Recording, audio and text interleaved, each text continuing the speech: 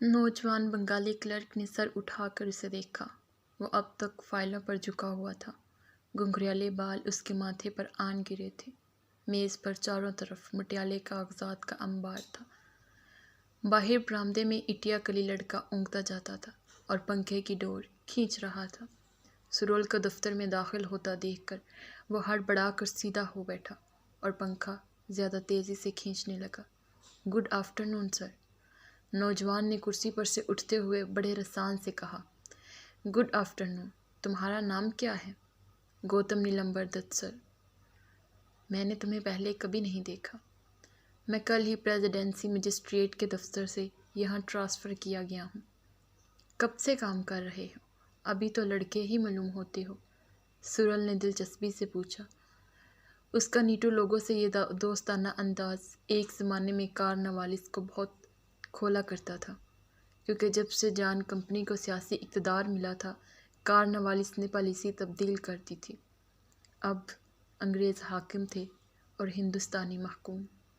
انہیں کسی حالت میں بھی نیٹو لوگوں سے برابری کا برتاؤ نہ کرنا چاہیے تھا۔ ہسٹن بہادر،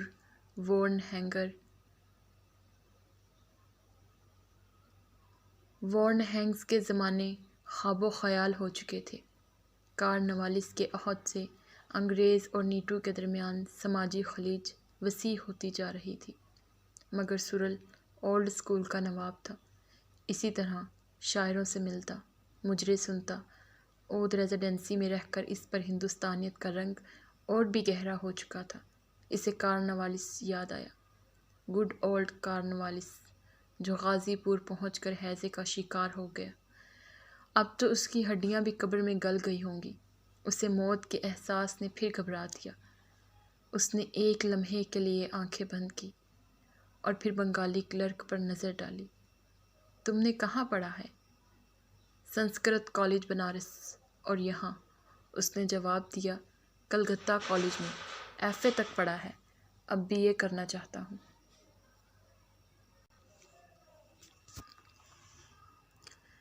بڑی خوشی کی بات ہے، سرل نے وقتاً خوش ہو کر کہا۔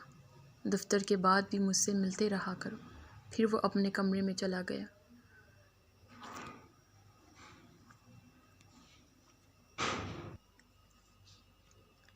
کچھ دیر بعد اس نے نیلمبر دت کو پھر بلایا۔ سفر کرنا پسند ہے؟ جی ہاں۔ کبھی شاہ اودھ کی عملداری میں گئے ہو؟ میں بنارس سے آگے کبھی نہیں گیا۔ اب جاؤ گے؟ چند ضروری کاغذات ہیں، تمہارے ساتھ مسئلہ دستہ جائے گا۔ میں خود نہیں جا سکتا کیونکہ مجھے اصلاح کا دورہ کرنا ہے۔ گھر جا کر سامان باندھو، اکلیش سے کہو جہاز میں تمہارے لیے کیبن کا بندوبست کر دے۔ یس سر، تھینک یو سر۔ وہ الٹے قدموں اپنے کمرے میں واپس آیا اور پھر کاغذات پر جھک گیا۔ سرول اسے بڑی محبت سے دیکھا گیا۔ انسانوں کو پہچاننے، ان کی روح کے اندر جھانکنے کی اس نے اس سے پہلے کوشش کیوں نہیں کی تھی؟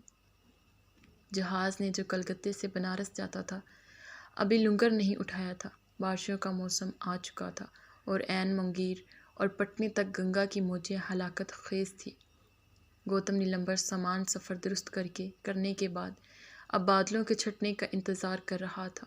مانک تلا میں اس کا چھوٹا سا مکان تھا جہاں وہ اکیلا رہتا تھا۔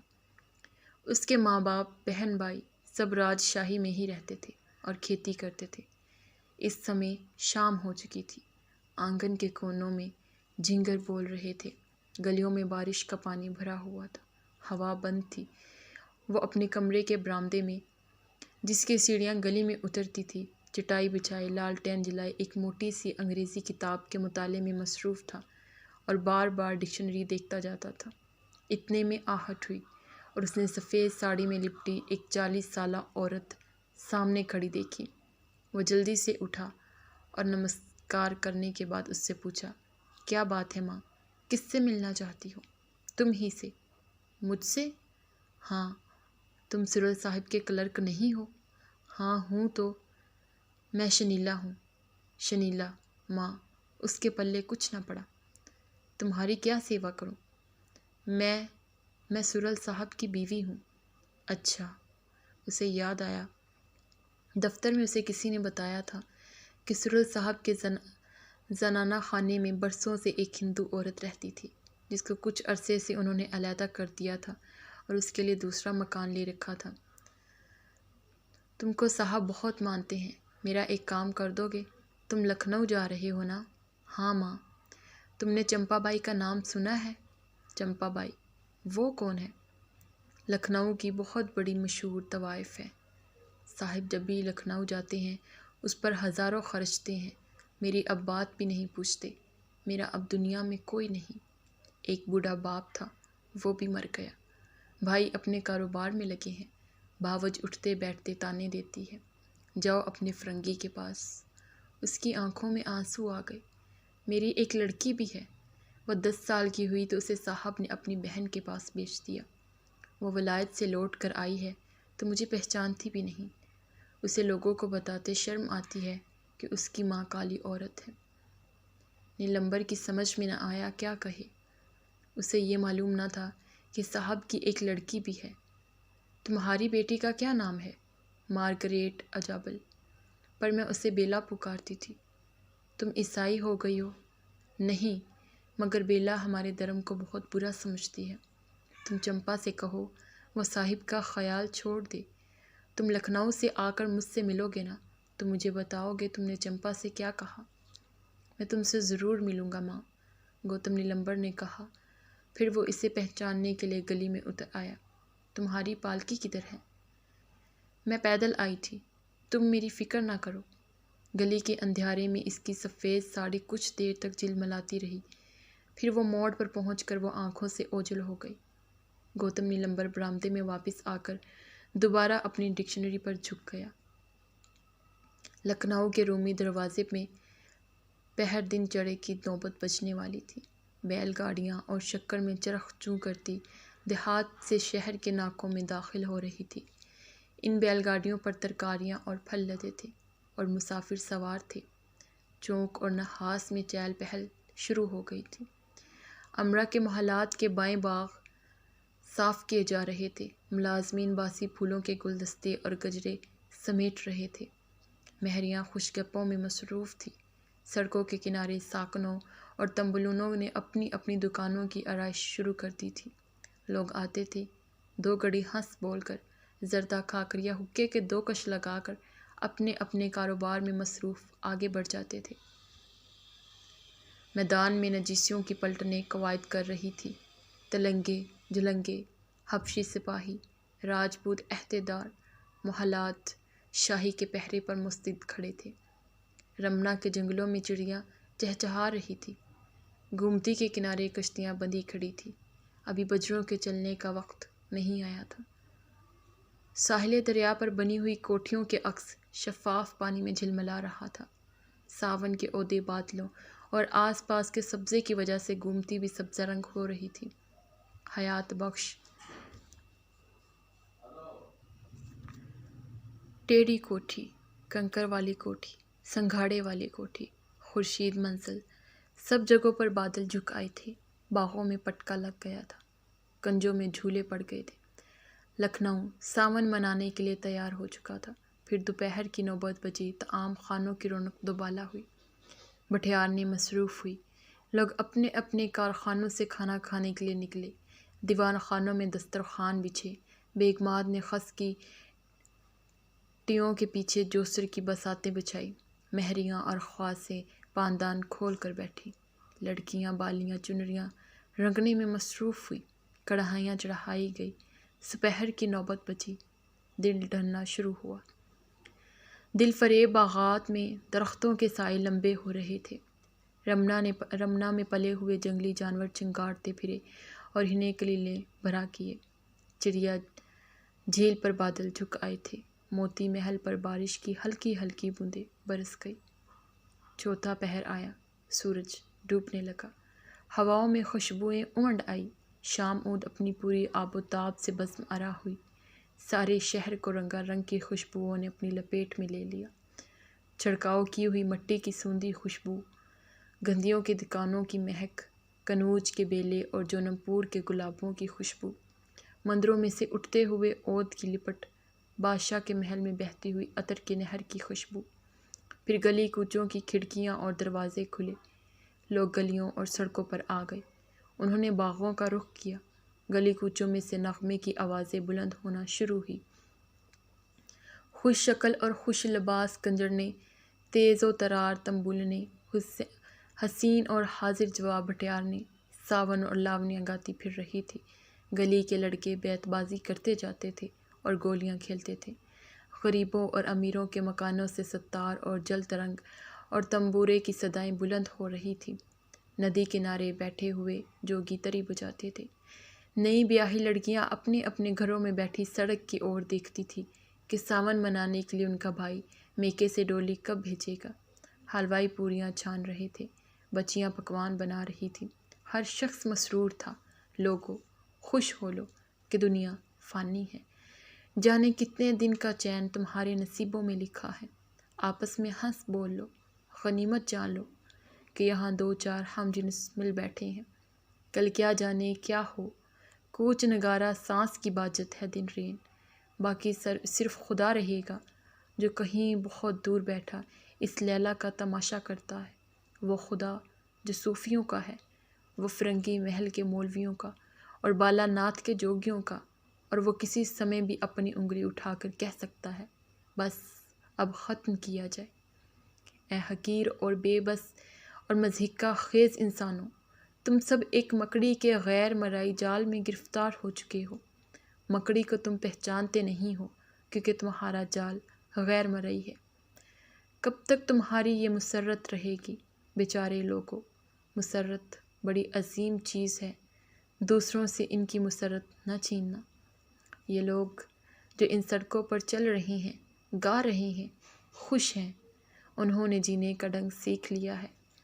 یہ باوقار، بانفاست، باواضح، پرامن زندگی بسر کرنا چاہتے ہیں۔ یہ لوگ جو ان باغوں میں جمع ہیں بڑے اہم لوگ ہیں کیونکہ یہ ایک بڑی تہذیب کے نمائندے ہیں۔ 18ویں صدی کے فرانس کی مانند انہوں نے جیسے کہ فن کو اعلیٰ ترین بلندی پر پہنچا دیا ہے۔ یہ نام، یہ صورتیں بڑی اہم ہیں۔ جب ان کا نام لیتا ہے تو دل پر چوٹ لگتی ہے۔ شجاع الدولہ، بہو بیگم، بینی بہادر، ٹیکٹرائے اور راوت کے یہ مرجان مرنج باشندے جو ہزاروں سال سے گھاگھر اور گومتی کے کنارے رہتے آئے ہیں۔ رام چندر کے زمانے میں بھی یہی لوگ تھے، شجاع الدولہ کے زمانے میں بھی یہ لوگ زندہ تھے، یہ کسان اور جوگی۔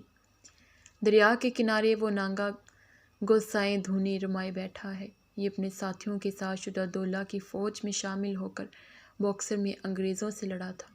یہ پرامن کسان اپنا ملک بچانے کے لیے نواب کے سپاہیوں کی حیثیت سے مرہٹوں سے ٹکر لیتے تھے۔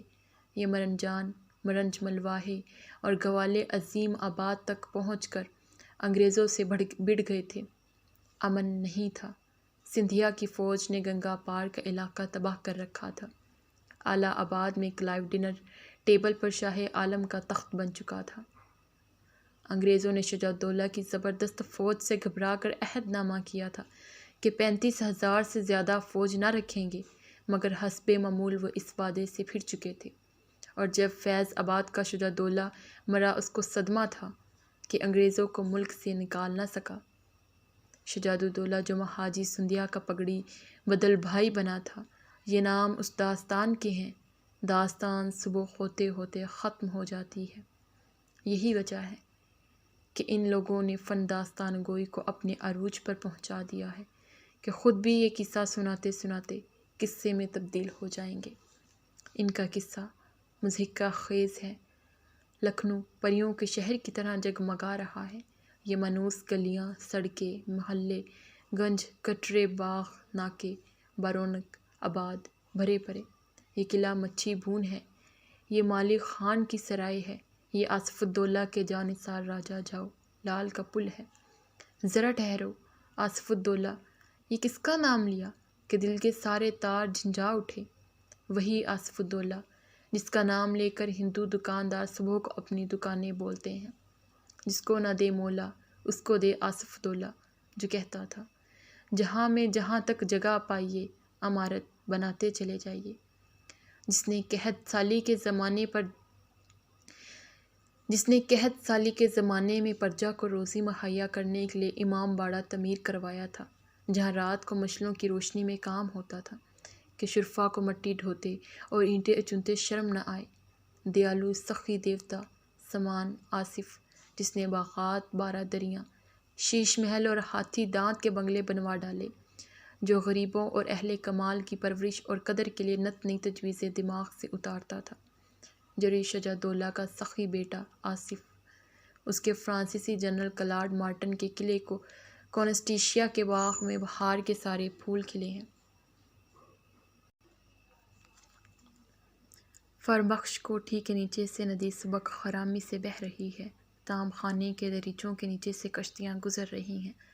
برسات میں کوٹھی کی نچلی منزلیں طے آب ہو جاتی ہیں تو جنرل اوپر کی منزلوں میں چلا جاتا ہے۔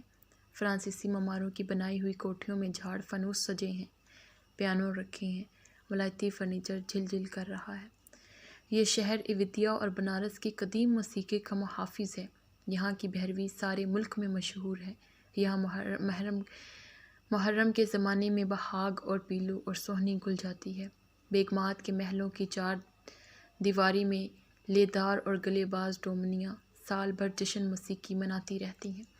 چوک کے کمرے اور مضافات کے باغ اور 12 دریاں با کمال ڈیرے دار طوائفوں کی تانوں سے گونجتی ہیں۔ چاندنی راتوں میں کہار اور مزدور منڈیروں پر بیٹھ کر برہا گاتے ہیں۔ برج کے رہسدہاری راس لیلا کا سوانگ رچاتے ہیں۔ برہمن رقاص ایک گھنگرو بچا کر ناچ رہے ہیں اور آس پاس سارے میں موت کا گھنگرو بج رہا ہے۔ پچھلے 70-80 سال سے یہ ناٹک فیض آباد اور لکھنؤ کے رنگ بھوم پر کھیلا جا رہا ہے۔ ان کرداروں کی اہمیت باہر والے نہیں سمجھ سکتے۔ ان سب نے مل کر اس دنیا کی تخلیق کی ہے، جو اودھ کے باشندوں، ہندو اور مسلمانوں کی اپنی دنیا ہے۔ یہ لوگ کبھی رلاتے ہیں، کبھی ہنساتے ہیں۔ ان جیسے نام اور کہیں نہ ہوں گے، ان کی جیسی زبان، مذاق، لباس۔ یہ لوگ غریب، امیر، عورت، مرد، جو ٹھاکر امام بخش اور لالا حسین بخش، مرزا مہندو اور نواب کمن کہلاتے ہیں، اور امامن مہری اور مرزا جنگلی اور سکھ بچن لونڈی اور نواب بسنتی بیگم، یہ سب روتے ہیں، ہنستے ہیں، گاتے بجاتے ہیں، لڑتے ہیں۔ شجاعت ان کا شیوا ہے، آن پر جان دینا، شرافت، احسان مندی، وفاداری، نیکی۔ اس کے علاوہ جاگیردارانہ سماج کی جتنی اچھائیاں اور جتنی برائیاں ہو سکتی ہیں، وہ سب ان میں موجود ہیں۔ اس لیے یہ لوگ بڑے جذباتی ہیں۔ بتاشے اور کوڑی پر ناچنے والے رقاص، کشمیری بھانڈ، جل ترنگیے، بینکار، باجپئی برہمن، تبلچی، شاعر، مرثیہ گو، داستان گو، کالست، فوجی، بانکے، چنڈو باز، بکت باز، نکال، بہروپیے، عالم، فاضل، کلاونت، یہاں رزم و بزم ساتھ ساتھ رہتی ہے۔ یہ اصل روانی معاشرہ ہے۔ لکھنؤ سے 70 میل کے فاصلے پر بنگلہ فیض آباد ہے، رام کا شہر ایودھیا، جسے شجاع الدولہ نے دلی کا ہم پلہ بنا دیا تھا، جہاں گلاب باڑی ہے اور گھاگھرا کے گھاٹ اور بڑے مغلوں کے زمانے کی مساجد۔ دلی میں اب بیچارے چھوٹے چھوٹے مغل بیٹھے ہیں، یہ مذکہ خیز چھوٹے مغل بھاگے بھاگے پھر رہے ہیں، ان کو سر جھکانے کو جگہ نہیں ملتی۔ دلی کا ایک شہزادہ لکھنؤ میں پڑا ہے، بنارس میں پناہ گزین ہے، اودھ دربار سے اس کو 2 لاکھ سالانہ وظیفہ دیا جاتا ہے۔ یہ امیر تیمور صاحب کران کی اولاد ہے، اور ایرانی شیعوں کی اولاد اس سمے اودھ پوری میں ڈگ وجے رام چندر کے سنگھاسن پر بیٹھی ہے، اور اس نے اپنی اس زبردست وراثت کا حق ادا کر دیا ہے۔ یہ بادشاہت ہندوؤں کے لیے ان کی قومی ریاست کے مترادف ہے۔ یہاں ہندو اور مسلمان کے اختلاف کوئی نہیں جانتا، کیونکہ گھڑی کا ٹھاکر اور محل کا نواب دونوں جاگیردارانہ اقتدار کے مضبوط رشتے میں ایک دوسرے سے بندھے ہوئے ہیں، اور ان کی پرجا، جس میں ہندو اور مسلمان کسان دونوں شامل ہیں، ان کے سپاہیوں کی لاٹھیوں سے یکساں پٹتی ہے، ان کے دکھ سکھ ایک ہیں۔ مذہبی تفریق کو پرجا کا خالص ذاتی معاملہ سمجھا جاتا ہے۔ محرم میں بلوے نہیں ہوتے، نہ مسجدوں کے سامنے باجا بجایا جاتا ہے۔ ہندو تعزیہ داری کرتے ہیں اور مسلمان دیوالی مناتے ہیں۔ کیسا الٹا زمانہ ہے! نواب بہو بیگم ہر سال ہولی منانے فیض آباد سے اپنے بیٹے کے پاس لکھنؤ آتی ہے۔ ساری سلطنت میں ہندو راجاؤں نے مسجدیں اور امام باڑے بنوا رکھے ہیں۔ لکھنؤ سے 80 میل کے فاصلے پر بہرائچ ہے، جسے ہزاروں برس پہلے شراوستی کہتے تھے، جہاں سالار مسعود غازی کی درگاہ ہے۔ ہر سال بڑی دھوم دھام سے ہندو مسلمان مل کر ان کی بارات نکالتے ہیں۔ جیٹھ مہینے میں ان کا میلہ لگتا ہے۔ سرخ نیزے اور جھنڈے اٹھائے ڈفلی بجاتے ہزاروں ہندو مسلمان دیہاتوں سے ان کے مزار کا رخ کرتے ہیں۔ بنگال کے مسلمان صوفی ستیا پیر کے معنی جو ستیا نارائن بن چکے ہیں، بت شکن سالار مسعود عرف بالے میاں نے اودھ کے ہندوؤں کے لیے بالناتھ کا درجہ حاصل کر لیا ہے۔ ان کے مقبرے کے قریب کا آنگن کنڈ بالا رکھ کی دھونی کہلاتا ہے۔ درگاہ کی نظر بجاور اور پوجا کے محاصل پنڈے حاصل کرتے ہیں۔ پنڈوں اور مجاوروں میں آپس میں اس آمدنی کی تقسیم کے متعلق معاہدہ ہے۔ سرل ایشلے کے دوست بشپ ہیبر اور ان کے ساتھی جو آج کل اس ملک میں چاروں اور گھوم کر اپنے سیاحت نامے قلم بند کر رہے ہیں، لکھتے ہیں کہ اس ملک کا ہندو مسلمان ایک دوسرے کے خون کا پیاسا ہے، اور ویسٹ منسٹر میں ہماری حکومت کو چاہیے کہ ان وحشیوں کو اپنی جہالت اور تعصب سے نجات دلانے کے لیے جلد سے جلد مزید انجیلیں اور مزید بندوقیں بھیجے۔ لکھنؤ کے باسیوں کو خبر نہیں کہ ان بیچاروں کے لیے بندوقوں سے لدے ہوئے جہاز کلکتے کی اور آ رہے ہیں۔ آغا میر شاہ زمن کے وزیر اعظم ہیں۔ مسیتا بیگ کوتوال شہر کا حاکم ہے، جس نے عہد سعادت علی خان کی دھومی بیگ کوتوال کی انصاف اور امن پروری کی روایت۔ شہر میں مکمل سکون ہے۔ مشہور ڈاکو کو محرم بنانے کے لیے عارضی طور پر رہا کیے جاتے ہیں اور پھر جیل میں خود واپس آ جاتے ہیں۔ باقی مفسدوں کی سرزش کے لیے موجود ہیں۔ ہوا میں اشرفیاں اچھالتے چلے جائیے، کوئی نہ پوچھے گا۔ بہو بیٹیوں کی عزتیں محفوظ ہیں۔ ایک کی بیٹی سارے محلے کی بیٹی سمجھی جاتی ہے۔ وزیداری اور شرافت پر جان دینے کا عام رواج ہے۔ یہ ابو المظفر معز الدین شاہ زمن غازی الدین حیدر کا دارالسلطنت ہے، جن کی شادی میں روپیوں یا اشرفیوں کی بجائے ہاتھیوں پر سے ہیرے جواہرات کی بوچھار کی گئی تھی، جن کو لوٹ کر غریب غربا دولت مند ہو گئے تھے۔ ان کے حرم سرا میں فرنگی کرنل ایش کی بیٹی مبارک محل براجتی ہے۔ ان کی بیٹی کی شادی بنگالے کے قاسم علی خاں کے لڑکے سے ہوئی ہے۔ ایک ذرا ٹھہرنا، کون قاسم علی؟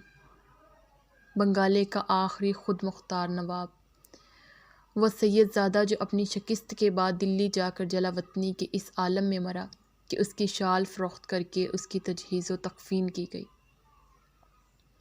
یہ شاہ زمن کا دارالسلطنت ہے۔ شاہ زمن نے گومتی کے کنارے امام باڑہ نجف اشرف تعمیر کرایا ہے۔ محرم میں اس میں چراغاں کیا جاتا ہے تو لگتا ہے طلسم و شربا کا ایک منظر ہے۔ بازاروں میں کھوئے سے کھوہ چل رہا ہے۔ سودے والے اپنی اپنی شاعرانہ صدائیں لگا رہے ہیں۔ دکانوں میں دنیا جہان کا مال فروخت ہو رہا ہے۔ سعادت علی خان کے عہد کی بنی ہوئی عمارتوں میں کہکے گونج رہے ہیں۔ ان خوبصورت عمارتوں کی آرائش دیکھ کر جی بھر آتا ہے۔ اتنی خوبصورت اور نفاست پائیدار ہو سکتی ہے؟ حسن پائیدار نہیں ہوتا۔ شکیا منی گوتم سدھارتھ نے ایک مرتبہ کاشی کے ہرنوں کے باغ میں کہا تھا، ہر شے فنا ہے، فنا سے بچو، دکھ سے بچو، سائے سے بچو۔ اور ویدانت میں لکھا ہے کہ مایا کی مثال ایسی ہے، گویا بانجھ عورت کا لڑکا سراب کے پانیوں میں نہانے کے بعد آسمان پر اگے ہوئے پھول پہن کر ہرن کے سنگوں سے بنی کمان ہاتھ میں لیے باہر نکلے۔ مت بھولو کہ رام چندر کی ایودھیا اور پرسن جیت کے شراوستی اور چندر گپت کی پاٹلی پتر اور کالی داس کے اجین اور حسین شرکی کے جونم پور اور علاؤ الدین حسین کے گوڑ میں بھی زندگی کا حسن اپنی انتہا کو پہنچ گیا تھا۔ اور مت بھولو کہ ہر حسن میں موت پوشیدہ ہے۔ سڑک پر سے ایک سکپال گزر رہی ہے جس کے گنبد پر سنہری کلس سجا ہے اور شوخ و شنک مہری جس کا چھٹکا پڑے ساتھ ساتھ بھاگ رہی ہے۔ کہاروں کی وردیاں سرخ رنگ کی ہیں اور ان کی سرخ پگڑیوں پر مچھلی کے طلائی نشان بنے ہیں۔ ان کے ہاتھوں میں چاندی کی موٹھ والی لاٹھیاں ہیں۔ راہگیروں کی نظریں اس سکھپال پر جمی ہیں۔ یہ اپنے وقت کی حسین ترین لڑکی چمپا کی سکھپال ہے۔ وقت بڑی عجیب چیز ہے، وقت اور حسن اور موت۔ باغوں میں میلے ہو رہے ہیں، مرغوں اور بیڑوں اور مینڈوں اور ہاتھیوں کی لڑائیاں منعقد کی جا رہی ہیں۔ انگریز ریزیڈنٹ بادشاہ کے ساتھ بریک فاسٹ کھاتا جاتا ہے اور سامنے ہاتھیوں کی لڑائی دیکھتا ہے۔ برآمدے میں انگریزی بینڈ بج رہا ہے، مشاعرے ہو رہے ہیں۔ دربار میں یکتائے روزگار رقاص پرکاش جی کتھک ناچ رہا ہے۔ شوالوں میں بھوانی کی پوجا ہو رہی ہے۔ آم کے کنجوں میں ملہار اڑ رہا ہے۔ شمشان گھاٹ پر وہ جو اس ہنگامے سے نکل گئے ہیں پھونکے جا رہے ہیں۔ نخاس میں داستان ترازوں نے اپنی محفلیں آراستہ کر رکھی ہیں۔ علماء اور حکماء کی مجلسوں میں مباحثے جاری ہیں۔ بنگڑیے سبزی گھوٹنے میں محو ہیں۔ سرسنگھار اور بخیرے اور پکھاوج کے شور سے کان پڑی آواز نہیں سنائی دیتی۔ قبرستانوں میں قبریں کھودی جا رہی ہیں۔ فنا، فنا، ہر شے فنا ہے۔ وقت فنا میں شامل ہے۔ وقت کو مختلف حصوں میں قید کر لیا گیا ہے، مگر وہ پل پل، چھن چھن اس قید کو توڑتا ہوا چپ چاپ آگے نکلتا جاتا ہے۔ اب رومی دروازے میں مغرب کی نوبت بجے گی۔ 4 پہر دن گزر چکا ہے، 4 پہر رات گزر جائے گی۔ ہر پہر میں 8 گھڑیاں ہیں، ہر 8ویں گھڑی پر گجر بجتا ہے۔ انسانوں کا جلوس اپنی اپنی قبروں میں اتر رہا ہے۔ وقت موت ہے۔ عہد آصفی کے بنے ہوئے رومی دروازے کی نوبت کی آواز گوتم نیلمبر کے کانوں تک پہنچی۔ اس وقت اس کی شکرم شہر کے ناکے میں داخل ہو رہی تھی۔ ناکے پر اس نے سپاہی کو اپنا پروانہ راہداری دکھلایا۔ بادشاہ اودھ کے سپاہی نے پوچھا، قبلہ کہاں سے تشریف لاتے ہیں؟ اس نے بتلایا، کلکتے سے آلہ آباد کی بینی گھاٹ تک جہاز پر آیا تھا، وہاں سے اسٹیج کوچ اور شکرم پر بیٹھا بارش سے بھیگتا چلا آتا ہوں۔ کہاں کا قصد ہے قبلہ؟ ریزیڈنسی۔ سپاہی نے ایک لمحے کے لیے اسے غور سے دیکھا۔ فرنگی سرکار سے جناب کا سلسلہ ہے؟ ہاں، اس نے ذرا جھنک کر جواب دیا۔ ہاں میاں، رام دین دوسرے سپاہی نے چلم سلگاتے ہوئے کہا۔ خدا کسی نہ کسی وسیلے سے رازق ہوتا ہے، فرنگی کی سرکار ہی صحیح۔ اس کے بعد رام دین نے پہلے سپاہی کو ایک باموقع شعر سنایا اور گوتم نیلمبر کو داد طلب نگاہوں سے دیکھا۔ گوتم نیلمبر نے بچپن میں فارسی ضرور پڑھی تھی، مگر ان لوگوں کی ٹکسالی اردو اس کے پلے نہ پڑی۔ یہ اس نے پہلی بار دیکھا کہ ملک میں ابھی ایسی جگہ بھی ہیں جہاں نیٹو بادشاہ اب تک حکومت کرتا ہے۔ اسے یہ سوچ کر ایک لمحے کے لیے عجیب سی مسرت کا احساس ہوا۔ شکر آگے بڑھی۔ یہ شہر کے مضافات تھی۔ سڑک کے کنارے چند آہیر بھجل میں بھوری لگا رہے تھے۔ کہار جامن کے نیچے بیٹھے ستو گولتے تھے۔ چھکڑوں پر منو آم لدے چلے جاتے تھے۔ ایک پیپل کے نیچے لکڑ سلگ رہا تھا۔ ایک بوڑھا جوگی دھنی رمائے بیٹھا تھا۔ پیچھے بھوانی کا مٹھ تھا۔ نیلمبر نے غیر شعوری طور پر مورتی کے سامنے ہاتھ جوڑ دیے۔ اپنی کالی ماں کو پردیس میں دیکھ کر اسے بڑی تقویت ہوئی۔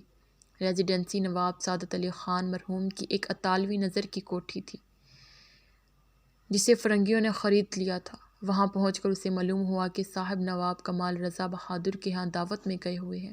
اس کی آمد کی اطلاع اودھ سرکار کے سرے رشتہ اخبار کو بھجوا دی گئی۔ دوسرا ہرکارہ گولہ گنج میں نواب کمال رضا بہادر کے مکان پر پہنچا۔ نواب ابوالمنصور کمال الدین علی رضا بہادر نصرت جنگ، جو دراصل 24 سالہ نواب کمن کا وہ نام تھا جو مخص شاہی اور ریزیڈنسی کی تقریب پر لیا جاتا تھا۔ کھانے کے بعد ریزیڈنٹ کے ساتھ بیٹھے چوسر کھیلتے تھے۔ یہ شہر کے ایک بہت بڑے گھرانے کے چشم و چراغ تھے۔ مرشد آباد اور لکھنؤ کے شاہی خاندانوں سے ان کی قرابت داری تھی۔ کافی بڑا تعلقہ کلیان پور میں تھا۔ خوش شکل تھے اور خوش آواز۔ مرثیہ خوانی پوری راگ داری سے کرتے تھے اور میر انیس کے ساتھ ساتھ مجلسیں پڑھتے تھے۔ شہر کی طوائفیں ان پر عاشق تھی، شاعر تھے اور دیوانے مرتب کرنے میں مصروف تھے۔ شادی 16 سال کی عمر میں کر دی گئی تھی۔ اب تک متعدد خان زاد لونڈیوں سے منع کر چکے تھے۔ ان دنوں چمپا جان پر لٹو ہو رہے تھے، مگر اب معلوم یہ ہوتا تھا کہ کلکتے والے سلل صاحب کی طرح یہ ریزیڈنٹ صاحب بھی اس کے رقیب بننے پر تلے بیٹھے تھے۔ انہیں خیالات میں غلطوں پہچان وہ چوسر کی چال بھی سوچ رہے تھے کہ چوبدار نے آ کر اطلاع دی کہ ایک بنگالی بابو کلکتہ گورنمنٹ سے کاغذات لے کر آئے ہیں، بیلی گارد میں باریابی کے منتظر ہیں۔ رنگ میں بھنگ پڑ گیا۔ برآمدے میں جلترنگ بج رہی تھی، ابھی چمپا آنے والی تھی۔ ریزیڈنٹ کو بڑا غصہ آیا۔ جب سے لارڈ ایم ہرسٹ کلکتے میں گورنر جنرل ہو کر آیا تھا، اس نے اپنے انتظامات اور مستعدی سے ناک میں دم کر رکھا تھا۔ اچھی خاصی ڈاک بٹھا دی تھی۔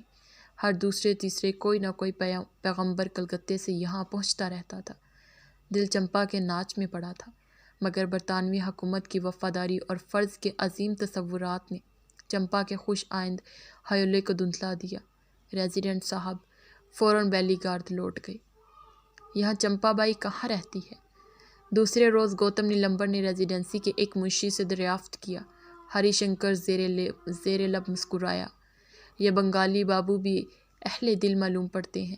بھئی واہ، ہم جانتے تھے یہ بیٹھے لکھا پڑھی ہی کرتے رہیں گے۔ کیا آپ بھی چمپا صاحب کے ہاں تشریف لے جائیے گا؟ ہاں، اس نے گھبرا کر جواب دیا اور اس کا چہرہ سرخ ہو گیا۔ ہری شنکر اس کی گھبراہٹ پر بہت معتجب ہوا، کیونکہ ہری شنکر کے اس معاشرے میں طوائف کا درجہ بہت اہم تھا اور باعزت، جس کے بغیر مہذب سوسائٹی مکمل نہیں تھی۔ منشی ہری شنکر نے ہر کارے کے ذریعے چمپا کو اطلاع بھجوائی کہ سرل صاحب کے منشی ملنا چاہتے ہیں۔ چمپا نے کہلوایا، زہے نصیب، ضرور آوے۔ شام پڑے جب موتیا اور خس کی خوشبو ہوا میں امنڈی اور زمین پر کیوڑے اور گلاب کا چھڑکاؤ کیا گیا، چوک روشنیوں سے بکانور بن گیا، تب گوتم نیلمبر دت کا ہوادار چمپا جان کے سبز رنگ کے سا منزلہ مکان کے سامنے جا کر رکا، جس کے رنگ برنگے شیشوں والے دروازے تھے اور پھاٹک پر وردی پوش چوکدار کھڑے تھے۔ گوتم جھجکتا ہوا دار پر سے اترا اور دوشالہ کندھوں سے لپیٹتا زینے پر چڑھا۔ کمرے پر بڑا جماؤ تھا۔ فرش پر سفید چاندنی کھینچی تھی، سفید چھت گری میں جھاڑ آویزاں تھے، طاقچوں میں کنول اور گلاس روشن تھے۔ سنچی جو چاک کے رخ کھلتی تھی، اس پر گلاب کی بیل چڑھی تھی۔ دروازوں کے برابر پھولوں کے بڑے بڑے چینی کے گملے رکھے تھے، جن سے سارا کمرہ معطر تھا۔ صحنچی میں کسی نے مال گن چھیڑ رکھا تھا۔ چاروں طرف قد آدم آئینے لگے تھے۔ ان آئینوں میں گوتم نیلمبر کو عجیب عجیب شکلیں نظر آئی، ایسے لوگ جن کو اس نے پہلے کبھی نہیں دیکھا تھا۔ یہ کون لوگ تھے؟ کہاں سے آئے تھے؟ کدھر کو جائیں گے؟ یہاں اس متر کمرے میں کب تک ان کا جماؤ رہے گا؟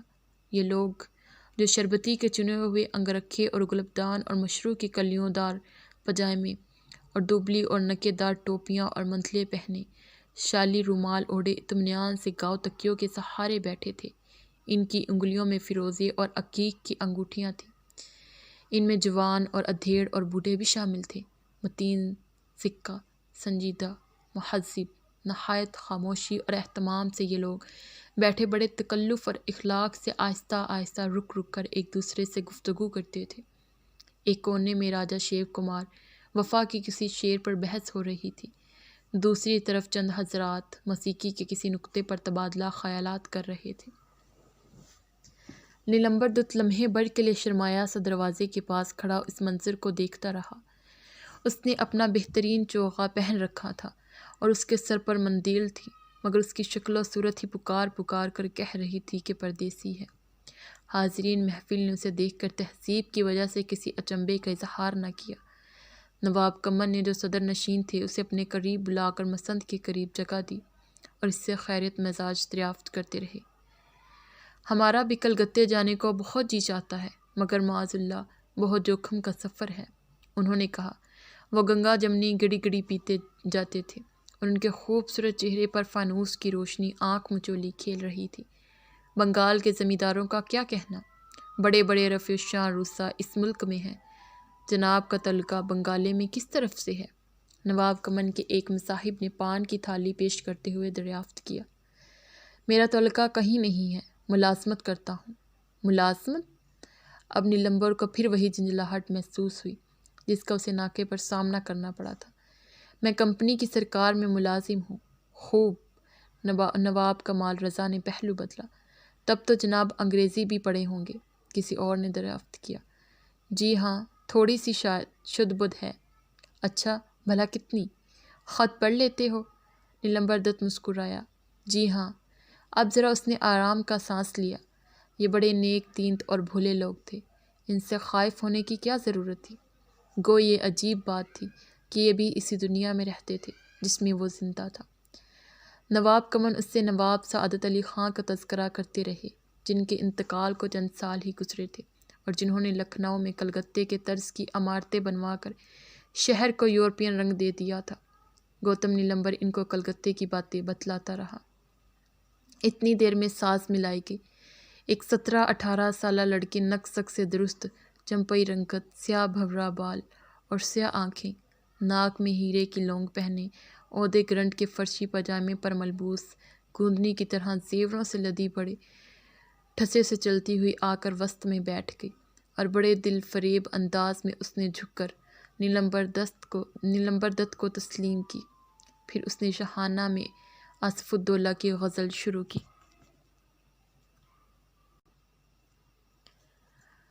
بتوں کی گلی میں شب و روز آصف، تماشا خدائی کا ہم دیکھتے ہیں، تماشا خدائی کا ہم دیکھتے ہیں، تماشا خدائی۔ سامعین مسحور ہو کر اس کی آواز سنتے رہے۔ گوتم نیلمبر اس کی شکل دیکھنے میں محو تھا۔ کلکتے کا انگریزی دان برہمن کلرک لکھنؤ کے جادو میں گرفتار ہو گیا۔ دن گزرتے گئے۔ بارشوں کی وجہ سے کلکتے تک کے رستے بند تھے۔ جنم اشٹمی کا تہوار آیا۔ بھادو کا مہینہ آیا۔ اماوس کی راتیں جب چمپا اپنی سہنچی میں بیٹھ کر گوڑ ملہار گاتی، جب گنجوں میں کرشن کتھیا کے لیے جھولے ڈالے گئے، برج کے رستہاریوں نے کرشن لیلا کے سوانگ تیار کیے، چمپا رادھا بنی۔ کبھی چمپا کو گوتم نے ہز میجسٹی شاہ زمن غازی الدین حیدر کے دربار میں دیکھا، جہاں وہ آوازے کی شوبدیں دکھائی تھی۔ اسے چمپا کو جمعرات کے روز درگاہ حضرت عباس جاتے دیکھا، میلوں اور باغوں میں دیکھا، گومتی پر بجرے میں تیرتے دیکھا۔ ہر طرف چمپا تھی۔ وہ شنیلا کو جو پیغام اس کے پاس لے کر آیا تھا، کب کا بھول چکا تھا۔ اس رات جب وہ چمپا کے ہاں سے لوٹا، آدھی رات کا گجر بج چکا تھا۔ نیچے سڑکیں سنسان پڑی تھی۔ گانا ختم کرنے کے بعد چمپا نے حاضرین سے اجازت چاہی تھی اور کورنش بجا لانے کے بعد اپنے کمرے کی طرف چلی گئی تھی۔ چلتے چلتے رک کر اس نے نیلمبر سے کہا تھا، آپ ہی بنگالے سے آئے ہیں نا؟ پھر بھی آتے رہیے گا، ہم غریبوں کو بھول نہ جائیے گا۔ اس کے بعد محفل برخاست ہوئی تھی۔ اب گلیوں میں سائے پھر رہے تھے۔ سارا شہر سوتا تھا۔ صرف چوک کے بالا خانوں کی روشنیاں جل رہی تھیں، مگر اب وہ بھی ایک ایک کر کے بجھتی جا رہی تھی۔ نواب کمن اور دوسرے معززین اپنے اپنے ہواداروں، تامجانوں، پالکیوں اور بوچوں پر سوار ہو کر اپنی محل سراؤں کی طرف جا چکے تھے۔ سوتا ہوا شہر۔ اس سمے گوتم نیلمبر حسب معمول جاگتا تھا۔ وہ تو اکثر اپنی راتیں جاگ کر گزارتا تھا، راجشاہی میں، جہاں اس کا جھونپڑا دہان کے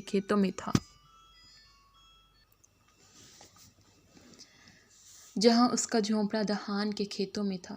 وہ اپنی کوٹھری میں دیا جلا کر رات رات بھر بنگالی پڑھا کرتا تھا۔ بنارس میں رات گئے تک وہ لیمپ کی روشنی میں سنسکرت کا مطالعہ کرتا تو عجیب سی باتیں اس کے دماغ میں آتی۔ مبادئ الطبیعیات، یہ جانے کس زمانے کی باتیں تھیں اور کس قدر غیر ضروری، مگر کالی داس اور بھرتری ہری اور راج شیکھر پڑھ کر وہ سوچ میں کھو جاتا، کیا کبھی ایسا زمانہ بھی تھا جب ہم نیٹو لوگ ایسے قابل ہوتے تھے؟ اسے یقین نہ آتا۔ کلکتے میں وہ رات رات بھر پڑھتا اور پھر کتابوں پر سر رکھ کر سو جاتا۔ آج پہلی مرتبہ رات کو ورڈزورتھ اور شیلے اور کالی داس کے متعلق سوچنے کی بجائے اس کے دماغ پر چمپا کے تصور نے اپنا تسلط جما لیا۔ اسے بڑا غصہ آیا، کوفت بھی ہوئی۔ عورتوں کے مسئلے پر اس نے بہت کم سوچا تھا۔ راجشاہی میں جب 17 سال کی عمر میں اس کے ماں باپ اس کی شادی کر دینا چاہتے تھے، وہ بنارس پہنچ گیا تھا۔ بنارس اور کلکتے کی طالب علمانہ زندگی میں ہزاروں مصروفتیں تھیں۔ عاشقی کے لیے ابھی بہت وقت پڑا تھا۔ ابھی تو اسے BA کرنا تھا۔ BA کی ڈگری حاصل کرنا اس کا مقصد حیات تھا۔ پھر ممکن ہے وہ انگلستان بھی جا سکے۔ لکھنؤ کی اس ویشیا سے اس سے مطلب۔ وہ سر جھکائے سڑک پر آگے بڑھتا گیا، حتیٰ کہ اس کے کہاروں نے اسے آواز دی، فینس ادھر ہے، خداوند! وہ مڑا اور فینس پر سوار ہو کر اپنے جائے قیام کی طرف چل دیا۔ دوسرے روز سے بھادوں کے جھالے شروع ہو گئے۔ دن بھر وہ ریزیڈنسی کے دفتر میں بیٹھا رہتا، کبھی کاغذات لے کر آغا میر وزیر اعظم کے مکان پر جاتا، کئی بار وہ شاہی محل بھی گیا اور ہز میجسٹی کو اپنی آنکھوں سے دیکھا، جو انگریز بادشاہوں کا لباس پہنے، جو گوتم نیلمبر نے ولیم چہارم کی تصویروں میں دیکھا تھا، مرصع کرسی پر بیٹھے تھے۔ وہ ریزیڈنٹ جھک کر بڑے ادب سے ان کے کان میں کچھ کہہ رہا تھا۔ دن اسی طرح مصروفیات اور چہل پہل میں گزر جاتا، رات قیامت بن کر آتی۔